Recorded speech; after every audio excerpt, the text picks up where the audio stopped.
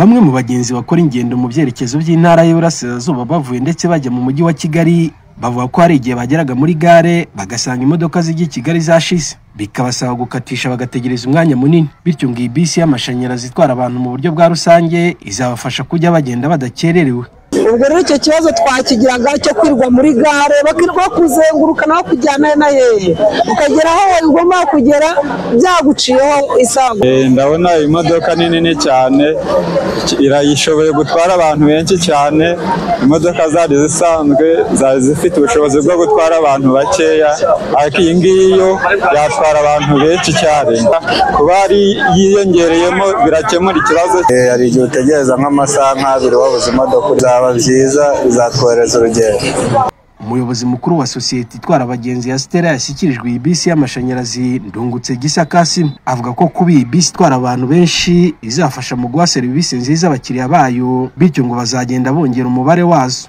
Ni iterambere kuko izi bisi nk'uko nabivuze, izi bisi zitwara abantu benshi kurusha Coaster twakoreshaga zatwaraga 29. Ikindi iyi bisi ikoresha umuriro, nta mazuti ikoresha. Twese turabizi uburyo ibijyanye na mazuti bigenda bihenda kurushaho. Mbanda Adrian, umuyobozi mukuru ushinzwe ibikorwa muri kampani itanga izi bisi zikoresha amashanyarazi yitwa Basigo, arasobanura impamvu batanze iyi bisi muri iki cyerekezo cy'Iburasirazuba. Twabonye mu by'ukuri Kayonza Kigali ari umuhanda mu mihanda nyabagendwa mu Rwanda. Tubona na kampani yitwa Stella Express uyu munsi ndetse twanahaye bisi ya mbere, tubona ko ifite ubushobozi bwo gutwara abakiriya benshi muri icyo cyerekezo.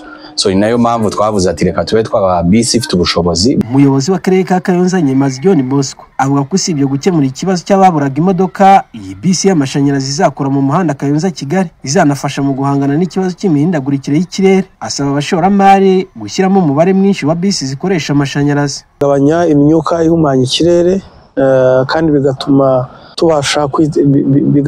ibidukikije bibasha gutanga umwuka mwiza. Ikindi cya kabiri nuko ingano ya ziriya bisi yongera imyanya myinshi bigatuma abaturage nyine babasha kugenda neza. Ni ikintu cyiza, ahubwo tunekereza yuko iyi ari gahunda ikwiye gukomeza zikaba zaniyongera. Iyi bisi ikoresha amashanyarazi izajya itwara abagenzi mu buryo bwa rusange mu muhanda Kayonza Kigali bagera kuri 44.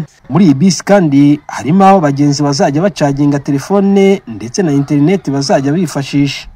Jamari Habarurema, Isango Star, mu ntara y'Iburasirazuba.